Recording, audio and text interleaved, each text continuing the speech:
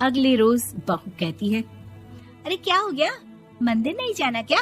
कीर्तन का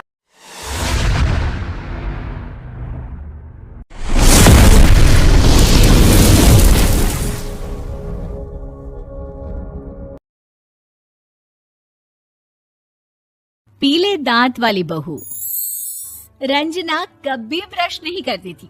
उसे कितनी बार उसके माँ बाप ने डांटा, लेकिन उसका कोई असर उस पर होता ही नहीं था, जिस कारण से उसके दांत पीले पीले हो जाते हैं। शादी के बाद अरे बहू, वैसे तो तुझ में कोई कमी नहीं है, पर तेरे दांत इतने पीले कैसे हैं बेटा? कैसे मतलब?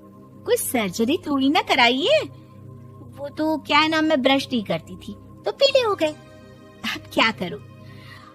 आप कहें तो लाल करवा लूं या फिर काले? यार ये क्या है, क्यों माँ से लड़ रही हो? लड़ रही हूँ? अरे मैं लड़ रही हूँ या ये बोल रही है कि दांत पीले हैं, पीले। अरे तपस्या थोड़ी ना की है इन्हें पीले करने के लिए। बकायदा ब्रश नहीं किया है 20 साल तक, तब जाकर। छी, कैसी बात कर रही हो? ये उस वक्त तो पीले नहीं थे जब हम लोग तुम्हें देखने आए थे। अरे तब साफ करवा लिया होगा डेंटिस्ट के पास जाकर। अब देखो कैसे पीले पीले लग रहे हैं। रंजना सास की तरफ गुस्से से देखती है। फिर शुरू हो गई पीले पीले पीले। अरे पीले तो तब भी थे जब मेरे हाथ का रसगुल्ला उड़ा उड़ा कर खा रही थी और बोल रही थी, लड़की नहीं गुणों का खजाना दे रहे भाई साहब आप। खैर, अब वो लोग करते भी तो क्या करते, पीले दांत वाली बहू पल्ले पड़ी थी तो झेलना तो था ही। एक दिन कीर्तन में रंजना गाना गा रही थी। अरे कमला बहन, माँ का द्वार है, यहाँ तो सब शुद्ध होकर आते हैं, फिर अपनी बहू को ब्रश भी नहीं करवाती तुम। दूर से पीले पीले दांत भक्ति में बाधा उत्पन्न कर रहे हैं।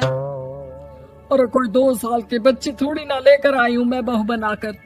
अच्छी खासी लड़की है, अरे कैसे करवाऊं ब्रश? ये तो उसे खुद करना चाहिए ना। अब माँ बाप तो इसके जैसे तैसे निपटा दिए, ये नहीं सोचा कि सास कैसे संभालेगी। सास बहू को लेकर घर आ जाती है, लेकिन सोच लेती है कि अब इसे लेकर कहीं नहीं जाएगी। अगले रोज बहू कहती है, अरे क्या हो गया, मंदिर नहीं जाना क्या? कीर्तन का वक्त हो रहा है। मेरी मधुर वाणी से कान्हा जी जागते हैं और सोते हैं। आप तो जानती है ना उनकी भक्ति में कितना मन लगता है मेरा। वो क्या है ना, तबीयत ठीक नहीं लग रही है मेरी, आराम करूंगी मैं। तबीयत ठीक नहीं लग रही? अभी तो मिथुन के गाने पर नाच रही थी आप, और अब बोल रही है कि तबीयत ठीक नहीं लग रही। अरे भक्ति में मन लगा लो सासू माँ, ऊपर जाना है, क्या मुंह दिखाओगी आप? हाँ? सास को बहू की बात पर गुस्सा आ जाता है। मैं क्या मुंह दिखाऊंगी, इसकी चिंता तो ना कर, समझी? अपने मुंह की चिंता कर, जो ये पीले पीले दांत लेकर हर जगह पहुंच जाती है। पता है लोग कितना मजाक बनाते हैं। ना जी ना, मैं नहीं जाना कहीं तेरे साथ। तो ये बात है, कोई ना, मत जाओ, मैं अपने कमरे में ही बैठकर भक्ति कर लूंगी। ऊपर वाला दांत थोड़ी ना देखता है, मन देखता है, भावना देखता है। और अरे बस बस, तू सब कुछ दिखा, बस ये सफेद चमकदार दांत ना दिखाना किसी को, है? जा यहाँ से। बहू को सास की बात का कोई फर्क नहीं पड़ता, वो तो जैसी थी वैसी ही रह जाती है। सुबह नहाकर किचन में खाना बनाना, फिर खाना खाना, कीर्तन भजन करना और सो जाना। एक दिन, माँ जी मैं सहेली के घर जा रही हूँ, शाम को लेट आऊंगी। हाँ हाँ तो जाना, मैंने कौन सा तेरी आरती करनी है घर पर बैठकर। रंजना सहेली के घर जाती है, जहाँ वो पार्टी में जाने की तैयारी कर रही होती है। अरे शिखा, कहाँ जाने की तैयारी कर रही है? मैं गलत वक्त पर आ गई क्या? अरे नहीं यार, उल्टा सही वक्त पर आ गया। मैंने ये साड़ी और ज्वेलरी निकाली है यार, शाम को इनके ऑफिस की एक पार्टी में जाना है। बताना कैसा लग रहा है ये सब? नहीं यार, इस ड्रेस के साथ तो वो वाली ज्वेलरी अच्छी लगेगी। हाँ हाँ सही बोल रही है, मैंने ध्यान ही नहीं दिया। वैसे तो हमेशा से मस्त फैशन सेंस रखती है। तो बड़ा जाती होगी ना पति के साथ पार्टी में। रंजना कुछ नहीं बोलती, बस सोचती है कि यार काश ये बात सही हो जाती। पर मैं क्यों नहीं जाती पार्टी में? क्या इन लोगों की कोई पार्टी होती नहीं होगी? रंजना घर आती है और रात में पति से सवाल करती है, एक बात बताइए, आप मुझे किसी पार्टी में क्यों नहीं ले जाते? क्या आपकी यहाँ ऑफिस में पार्टी नहीं होती? पति बेचारा क्या कहता कि दांत पीले हैं तुम्हारे इसलिए।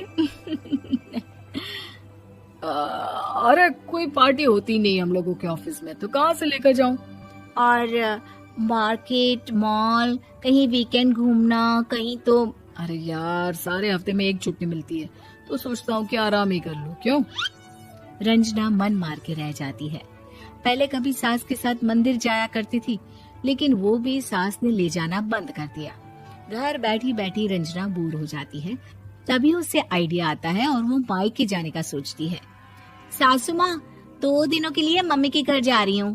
अच्छा अच्छा ठीक है, आराम से जा। और हाँ, माँ से कुछ अच्छी आदत सीख कर आना कि कैसे शरीर के हर भाग की तरह दांतों की सफाई भी जरूरी होती है, समझी? शुरू हो गई ना आप? वो लोग आपकी तरह नहीं है कि छोटी छोटी बात का बतंगड़ बना दे। उन लोगों के लिए मैं मायने रखती हूँ, ना कि मेरे पीले पीले दांत। रंजना माँ को बिना बताए उन लोगों को सरप्राइज देती है, लेकिन जैसे ही वो दरवाजे पर पहुंचती है, अंदर देखती है कि घर वाले कहीं जा रहे होते हैं। अब माँ, काश रंजना दीदी के दांतों वाली प्रॉब्लम नहीं होती, तो वो भी हम लोगों के साथ चलती ना बुआ जी की बेटी की शादी में।